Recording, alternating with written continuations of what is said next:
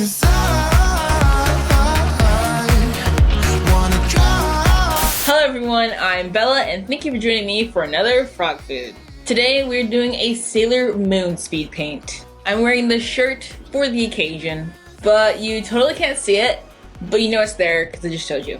So let's get started. My mother is behind the camera and she will be engaging in the conversation with us about fan art. And don't forget to follow me on Instagram at Bella of My Froggy Stuff to see more of my art and other stuff. And make sure to like this video, leave a comment, and subscribe.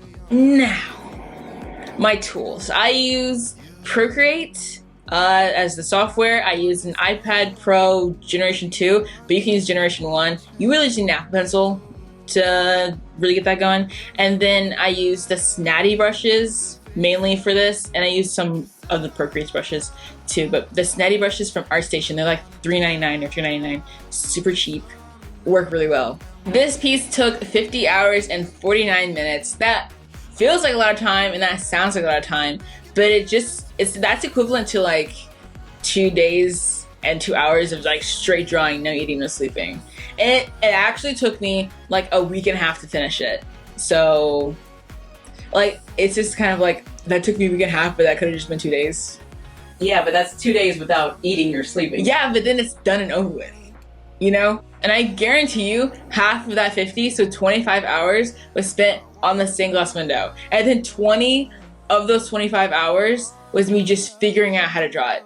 It was so much. Like, you guys don't see that yet because this is like the very beginning of the piece, but once you see it, you'll understand. This is a Sailor Moon fan art piece, but I've personally only actually seen one episode of Sailor Moon. What? In like 5th grade, so. I've watched so many episodes and the movies. And the movies? Did you watch in Japan? No, it was like when I was a teenager. Oh, so like here. You watched Dragon Ball in Japan though, like as it was coming out. Well, I don't know if it was as it was coming out, but I remember watching it. How old is Dragon Ball? I don't know. I know it's probably from like the 90s or 80s or something. So don't come for me. I don't know anything about the characters or their powers or anything at all, okay? I don't know anything. I just really like the vibes and the style and the costumes and all that sort of thing. Uniforms. When I was making it, I tried to make it our uniform colors like different than the existing Sailor Scouts, but I was going through all these different color palettes and I just was like, I'm gonna use what works. And then I just ended up taking Sailor Moon's for my character. And I think for yours, I kind of did like reverse or something. Like it's a little more magenta than red, and then pink and green. Pink and green? That's Jupiter. Yeah, but it has magenta in it, so it's like not Jupiter. It's like Jupiter adjacent, you know? I didn't know that fan art as a topic was like so controversial. But apparently it is. Like some people want you to to stick to the script and don't change anything about the characters. And then some people are all about like putting them in different scenarios. And some people hate that you put them in different scenarios. And then some people will just like take the likeness of characters. Gender swaps. I love a good gender swap. Like love the girl when they turn haiku characters into like girls. Oh my god, love that. But there's like a ton of stuff. And some people will like change their ethnicities. I've seen there's a really popular photo of like the Tangled cover, and someone made Rapunzel black and she had like really long curly hair and really long like locks. I thought that was a good picture. But honestly, I feel like just do what you want. Like I just personally, if it looks good, it's okay. I only care about the way it looks. When I do fan art, I like to interject my characters into the, you know, other world, like branding first of all, and also it's just fun to see your characters in different like situations. And there's also that trend where an artist will draw themselves in a whole bunch of different art styles. I think that's cool. These like Simpsons, and I've seen them do it like different anime styles, Naruto and what's the other one, Demon Slayer. Yeah.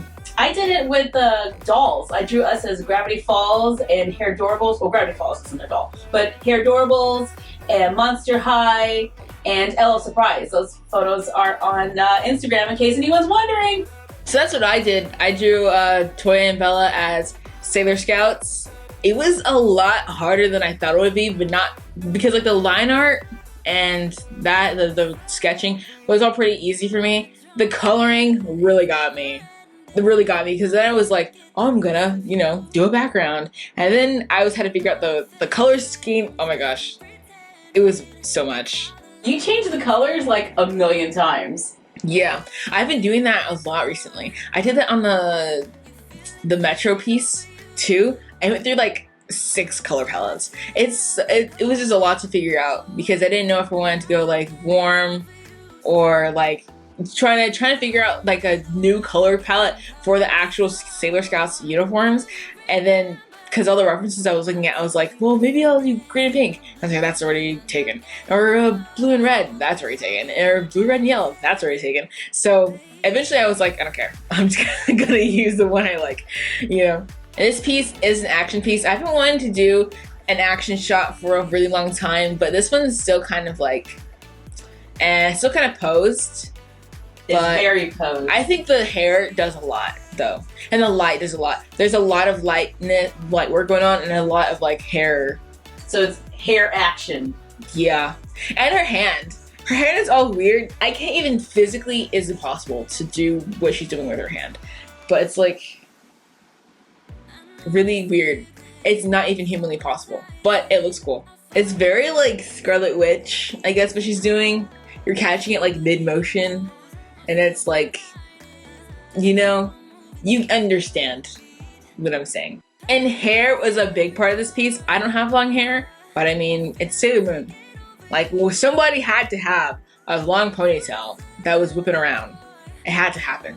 So, and then with the perspective and all that, I tried to do a motion blur with the part that's like closer to the edge of the frame, but that didn't happen. So, yeah. It was just like, with motion blur, you have to do it on like, it can only happen on one layer at a time. So it just was not working.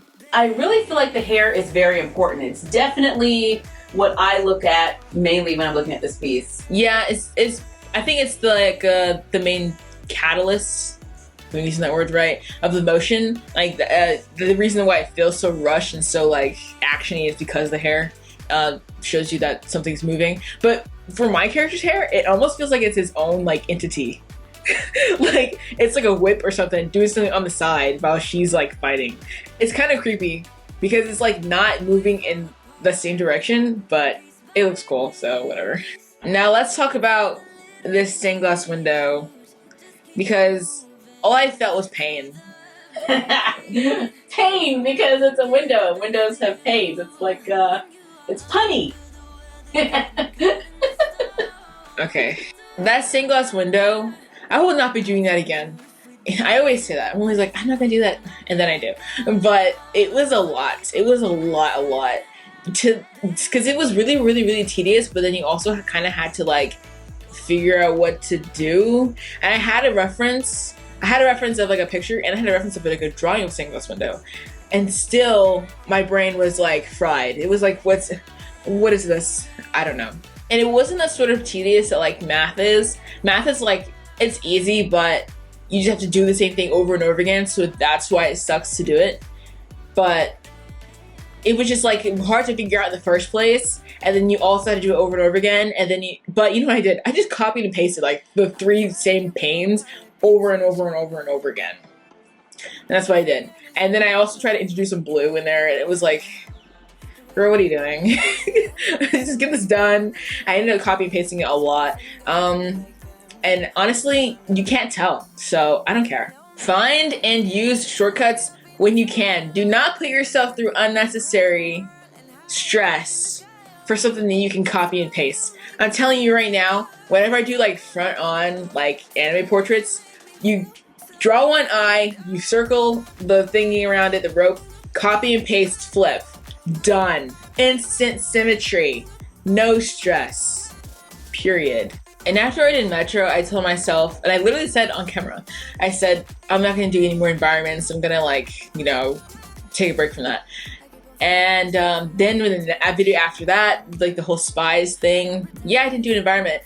But then I did it again this time. And I'm not even going to say, even though it was like really difficult, I'm not going to say that I'm not going to do any more environments because the next drawing I'm working on right now is another environment. So always putting myself through unnecessary hardships. But whatever. They're like kind of rewarding a little bit. So yeah. But I really liked drawing this. It was a lot of fun. It's kind of cool to like interject characters and in situations where they normally wouldn't be. Or if you're just really obsessed with the concepts and you want to be like, oh, I want to draw that, so then you do. I think it's so cool to be in these worlds, to see us in those worlds. Is it though? Like, would you actually want to? Because, first of all, note that my character has like a scar on her eye. Like a deep scar. And then your character has like an X, like a brand, okay? Like a brand on her cheek. So where did that come? And on her shoulder. So like, where did that come from? And also, like, no one talks about, like in Attack on Titan, it's just like, would you want to be in that world? No. I want to wear ODM gear. You want to wear ODM gear? I mean, I want to look like I'm wearing ODM gear. Okay, I guarantee you no one talks about this. Like, they never talk about it in the anime. But how many people do you think just, like, died in training? Just, like, ran into trees? Okay, you're taking it to a whole nother Because place. literally hundreds and hundreds of cadets and, like, 60 of them make it out. 60 of them graduate. Where are all the other people? You're making up these stats. Oh my gosh, no. They literally, 3 years of like terrible training. That's what Aaron was talking about. And he was like, some of us died. I was like, what? In training? Oh my God. Also, I think it's important to note, because I've gotten some comments on my Instagram and videos and stuff about why are they the same age, like the Toya and Bella characters, because you and your mom are, mom and daughter. But Toya and Bella, the ones I draw, are not me and Mom. They're just representations of us. They're just characters that share our name and share our traits, but they're not us. Because I can do whatever I want to them. They're just like us. Yeah. They have our names. They look like us sometimes. Mm. But they're not us. But they're not us. I can make them whatever age, whatever. They're just, they're in my hands. I can do whatever I want to them. So that's why. Blanket statement. I'm It's not- my world. I can do what I want. Because I said so. That's why. Yeah. So here is the final product, or this way. Here is the final product. Wherever it is.